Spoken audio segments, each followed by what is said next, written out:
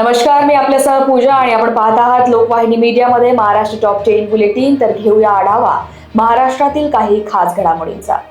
शिवसेना पक्षाचे नाव आणि धनुष्यबाण चिन्ह प्रकरणी सर्वोच्च न्यायालयात आज महत्त्वाची सुनावणी वेळेत झाली असती तर शिंदे सरकार अस्तित्वात आले नसते, असा दावा कपिल सिब्बल यांनी केलाय.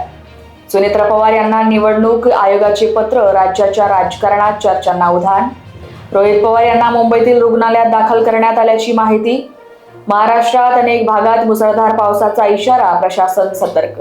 नागपूर, पुणे आणि मुंबईसह अनेक शहरात पावसामुळे जनजीवन विस्कळीत होण्याची शक्यता.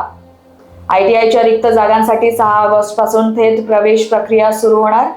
मराठी चित्रपटांना थिएटरमध्ये कमी स्क्रीन मिळत असल्याने निर्माते आणि प्रेक्षकांमध्ये नाराजी. राज्यातील बँकांच्या सुट्ट्यांमध्ये नागरिकांच्या व्यवहाराचे नियोजन करण्याचे आवाहन. राज्यातील गुन्हेगारी आणि गुटखा माफियांविरोधात कारवाईची मोठी मागणी. महाराष्ट्र टॉप 10 बुलेटिन्स मध्ये थांबूया इथेच. तर अशाच काही घडामोडींसाठी बघत रहा लोकवाहिनी मीडिया. धन्यवाद.